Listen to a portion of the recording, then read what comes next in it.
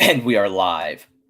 Ladies and gentlemen, boys and girls, the New York Giants, the New York Football Giants, Chris, the 5-1 New York Football Giants do it again. How do they keep doing this? How do they keep replicating this formula in different ways? A 24-20 victory over the Baltimore Ravens after being down, Chris, 10 points in the fourth quarter.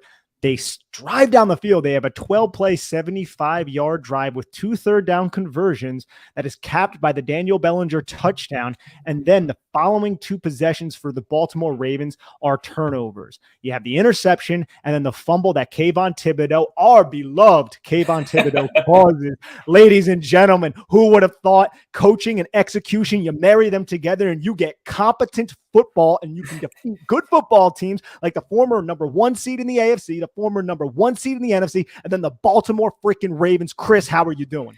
Man, this is absolutely insane what the Giants are doing. Yeah, they really should not be winning these games, at least not the way that they are. Yeah, so far the Giants have 1 game with over 200 yards passing. Daniel Jones finished with, I believe it was 174 yards passing again. Yeah, the Baltimore Ravens just about doubled the Giants' offensive output and lost. What keeps happening with the Giants is they go up against teams that are objectively better. Yeah, I don't think we really have a big discussion or a big controversy in saying that the Giants roster is not as good as the Packers roster. It's not as good as the Ravens roster. It's not as good as the Tennessee Titans roster. And yet, even though the Giants are the worst team on paper, the other teams keep shooting themselves in the foot and playing worse when it matters the most. I mean, the Ravens had 2 turnovers inside of the final 3 minutes. They had they just completely wiped a first down off the board with a boneheaded alignment penalty.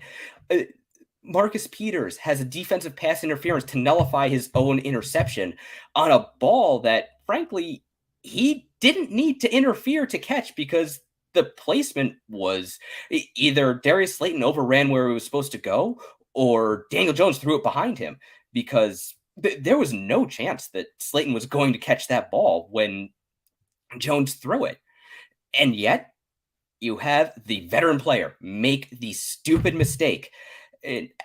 How many false starts did the Ravens have to move themselves back, put themselves behind the chains? And that just made it playtime for Wake Martindale and his defense.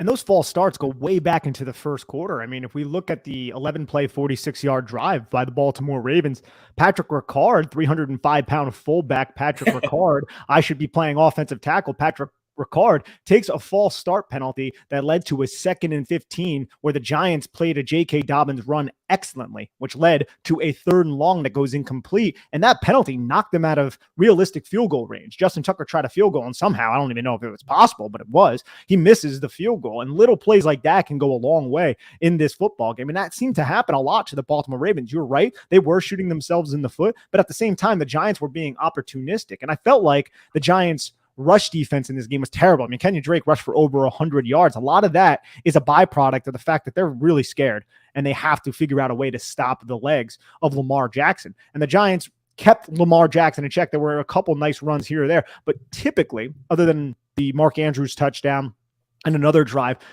the Giants were holding them to field goal range on a couple different drives where they seemed to capitulate a lot of yardage earlier. So I feel like red zone defense ended up stepping up, I would say, to an adequate level, I think is fair to say. That's one thing that also kept the Giants into the game, because if they just completely capitulated on a couple of those drives, it could have gotten ugly here. This could have been another one of those games where it seems like the Giants would have found themselves in back in 2020, 2021. But this team just doesn't find themselves in. They're very, very resilient. They're very, very tough.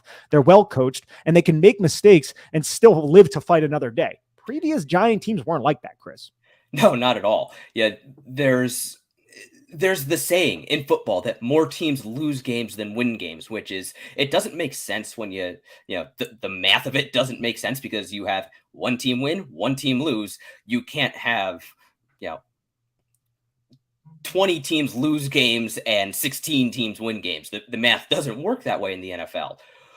But there are a lot of instances, and Giants fans have seen this throughout the years, basically most of the last decade, where teams are relatively evenly matched, and then they make a mistake. They have a drive killing penalty. They have uh, just a coverage breakdown to give up a big play, a big first down conversion, or you have a blocking breakdown where you get a bad sack to knock your team out of field goal range.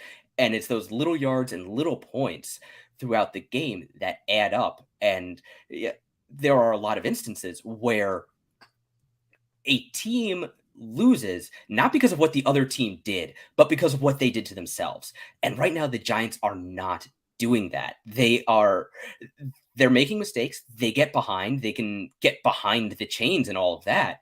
But as you say, they are staying resilient and they are executing. And honestly, the biggest change over the last decade for the Giants has been this coaching staff. I'm saying it right now. Brian Daboll is coach of the year, and it's not even close. It's not even close. I don't even know who else would factor into the conversation. Maybe, and this is kind of ugly and disgusting, but maybe Mike McCarthy, if the Dallas Cowboys can figure out how to beat the Philadelphia Eagles tonight. And I know that's gross to hear because they're our NFC East rivals, but if you were to tell me that Cooper Rush would have the Dallas Cowboys at 5-1 if they were to win, I would be pretty surprised by that. But even still, that Dallas Cowboys roster is far superior than the New York Giants roster right now. And the New York Giants are in the position that they're in. So I would have to definitely give it to Brian Daboll. And I got to say this too, Chris, man, that field goal drive after the Giants went, I think like 5 plays or maybe 7 plays to start the second half, the Giants had an opportunity at 2 interceptions in the red zone. Here we got ESPN cutting it again, being wildly ESPN. annoying with their stupid freaking ads that nobody cares about. Anyways, the one play, I think it was targeted to Isaiah Likely, where Lamar Jackson threw the ball in a place that he should not have thrown it. It went through Dane Belton's hands, gets tipped up in the air, and then Fabian Moreau almost catches it. When they failed to secure that, I was like, oh man, those are the opportunities you can't let slip through your grasp. But that's probably it's only 3 points. They held them out of the end zone, but that's probably going to come back and bite the Giants in the rear end. And at this point, it looked pretty bleak. You're heading into the fourth quarter down by 10, and the Giants still find a way to win. Even though, like we said earlier, man, even though you put yourself into even though the Giants might not capitalize on certain situations, this team is good enough right now, and they're opportunistic enough to create their own situations where they can take advantage. Now, a bad snap, I think, helped lead to that interception. If I'm not mistaken, it seemed like Lamar Jackson got flushed out of there. I think that was a bad snap. I don't have the plays in front of me or anything like that. But still, Lamar threw that ball. And if you watch it from the end zone angle, Julian Love is baiting that, man. Julian Love is just salivating at the fact that Lamar Jackson's going to throw that football, and he does. And Julian Love obliges and takes advantage. I just love the fact that on both sides of the football right now, Chris, and we even had a special teams play that was big by Gary Brightwell, which special teams have not been great this year. So you have all 3 phases of football playing well, and the coaching is just a huge difference maker here for this team. And I just couldn't be more excited about what this team is doing through the first quarter plus of the season. Yeah, I think that was actually pass to Mark Andrews that Belton almost picked off and Fabian Moreau almost picked off. And also Andrews almost caught it for the touchdown. Yeah, there were a few plays like that where the tight end, because it was always a tight end, the Ravens don't really have any wide receivers worth mentioning, especially with Rashad Bateman injured. The tight end would be open, and either the ball would be just a little bit off in its placement, or it would just slip through the hands. Yeah, Mark Andrews had a couple of very uncharacteristic drops on his behalf, and that, again, it's those little plays, those little points, the hidden yardage. It just keeps adding up. And as you say, the Giants are staying resilient. They're hanging around. They are not shooting themselves in the foot.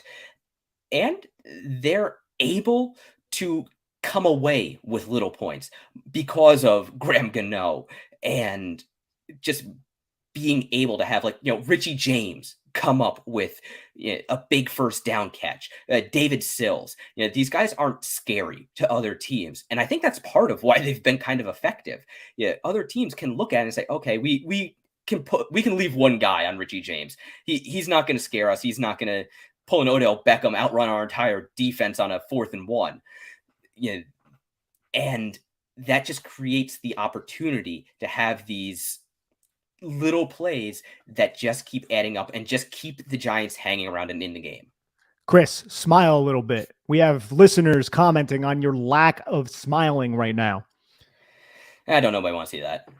Okay, see now, Chris is happy though. I know Chris is enjoying this win at the moment from the New York Giants, dude. And you look at who the Baltimore Ravens have played so far this season. Like, they lost to the Dolphins in the manner that they did when they were fully healthy. You play the Bills, you lose 23-20. I think they had like a 20-3 lead in that game. They beat the Bengals on Sunday Night Football. Like, you're talking about the Bills and the Bengals. The Bengals were in the Super Bowl last year. You have the Bills, one of the best teams. Like, it's not like they have had a cupcake schedule. It's not like the Baltimore Ravens are a bad football team. Like, they're down their wide receiver, Rashad Bateman, and that does make a difference. But the Giants are rolling out guys like rookie Wan'Dale Robinson, who this is essentially his first game of action, right? And he gets a touchdown. Daniel Bellinger gets a touchdown. The Giants are punishing teams with their rookie 2022 NFL draft class right now. A draft class that was maligned other than Kayvon Thibodeau and Evan Neal, really, by a lot of the people. So that's just another little underlying story of a thing that we should be excited about, because theoretically, and trajectory and development is not always linear, but theoretically, these guys should get better as they gain more experience. Yes, and just spinning this forward a ways, the thing I am really excited about is what happens, what this team could look like as they build a roster, as they can get a roster that I don't want to say can compete, because they just beat the Ravens, but that is on the level of what the Cowboys have and what the Eagles have and the Ravens and the Bills and the Chiefs. Yeah, this offense, like, a lot of times it feels like they're just stringing together mid-level college trick plays, what Iowa State busts out when they have to play Ohio State, things like that. But Mike Kafka, Brian Daboll have been wildly creative in designing this offense. And even though it still feels like they're hanging on by the skin of their teeth and are on the knife edge of disaster some of the time, what this team could look like when they get a real number one wide receiver out there, when they start to fill in and get a lot more dynamic options, when they're not forced to rely on David Sills and Richie James and Marcus Johnson and whoever else happens to be out there. That is what I am excited about going forward. Those creative plays are very hard to game plan for. It seems like every week there's a different creative play to help spring the Giants offense in a certain situation. And what has been, Chris, the primary method for this team to move the football the last 2 weeks? It has been play action boot, play action rollout, use Daniel Jones's legs. They didn't do it this game. They used play action rollout a couple times, but they did not get Daniel Jones going. Baltimore seemed to anticipate that, and they were still able to move the football in this game, especially in big clutch situations. And again, Daniel Jones, 3rd and 13, 3rd and 9, 3rd and 7, 3rd and 4, finds a way to keep moving the sticks. He's stepping up in these situations. Some of those throws were really good throws over the middle of the field. Some of them had some touch on them. I can't wait to break down the all 22 to see. But even this quarterback, we're not even certain if he's going to be here next year. We don't know. He's making some big plays this season to keep this offense in rhythm and get them down to the goal line to allow Mike Kafka to draw up some of these creative plays in the red zone that put the freaking ball past the goal line for 6. Yeah, and the Daniel Jones situation, that is something I think we're going to have to keep watching all season long. It has become a trend for the Giants that in the biggest situations, they just lean on their running game. And, it's, I kind of wonder what this offense could do if they had a Lamar Jackson there, which, hey, he's a free agent.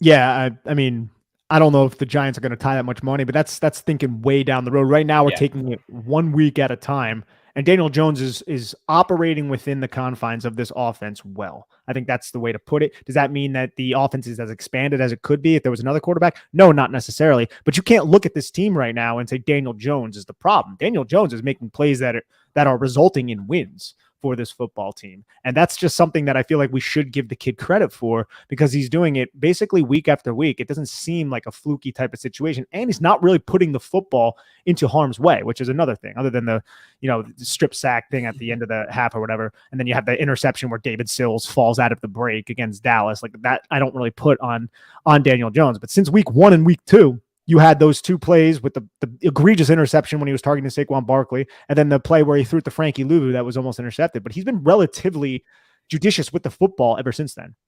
Yes, and again, part of that does go back to Daboll and Kafka with how they are designing this offense. Like when they use play action boot, they always get a layer or multiple layers of receivers. Or the play I'm thinking of, they had 2 tight ends layered, and between the play action, the rollout, and then having the layers, they're making it very, very easy for Jones to find easy completions. They're not forcing him to really challenge coverage all that often. Yeah, Chris, did you write the title here?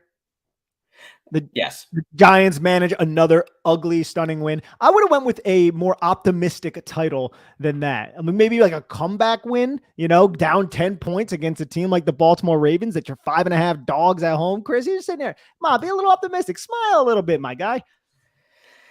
Hey, I got to be honest. I don't think we can say it was a pretty win. No, I wouldn't say it was a pretty win, but to go out of your way to call it ugly is another thing. But you're right. I guess if you want to be really specific about it. This team has embraced winning ugly. It has. Might as well own it. It has. I would also say it's embraced going down several points and finding a way to come back somehow. And this time it was sprung off the defense, like we said, being very opportunistic, and then the offense being efficient when it needed to be. And I'll sign up for that, especially against a team like the Baltimore Ravens in football. Like, I didn't pick the Giants to win this game. I said, yeah, they have a realistic shot, but they need to be in striking distance in the fourth quarter, and you need to contain Lamar Jackson that entire time. And they did an okay job containing Lamar Jackson, but they struggled defending Mark Andrews over the middle of the field. Kenyon Drake looked like, vintage Kenyon Drake dating back to his days at Alabama. Like he looked good out there. But again, I also feel like the Ravens did an excellent job calling runs off tackle whenever the Giants slanted their defensive line in the opposite direction. They sprung 2 long runs off that. And that's just kind of bad luck on the defense's part. They're trying to, one of the plays they thought it was pass, I think. So they went aggressive into their pass rush lane, slanting to the left. And what happens? Kenyon Drake ends up running in the opposite direction, and there's no one there other than the edge rusher who's getting kicked out. Yeah, I also noticed the Ravens used a lot of mesh points in their running scheme. Yeah. Which, when you've got Lamar Jackson, you gotta do that. That's go back a few weeks. That's the way Justin Fields should be used. Yeah, just mesh point every single play, make the defense think, and that did pay off for the Ravens a few times. The Giants were just able to, again, stay composed when it really, really mattered. It's going to be very interesting, I think, to go back to the tape from this game, because there were a lot of things that both teams did that are, I think, really very good and very, very interesting from a pure football standpoint. It's going to be great. But Chris, do you have anything else on your quick reaction to this New York Giants win, baby? No, I mean, I can't help but feel like gravity is going to start to take effect at some point. But you know what? If they just keep running, maybe they can just keep going and adjusting. On to Jacksonville. And adjusting. That's the big thing. They adjust. They constantly adjust, and they take advantage of what the other team is doing. Like I said on previous podcasts, like Mike Kafka is a tendency exploiter. He will notice a tendency in a defense, and he will attempt to exploit it. And I can't wait to go to the All-22 to see exactly how he did that in this game. But thank you, everybody, for tuning in to the Chris and Nick Show. Quick reaction, the 5-1 New York Giants. Please head on over to bigblueview.com to check out all of our written content. It will be coming in. Let's live in this moment right here and hope that they can continue to mount wins, even if it is ugly, Chris. All right, take care, everybody. Be well.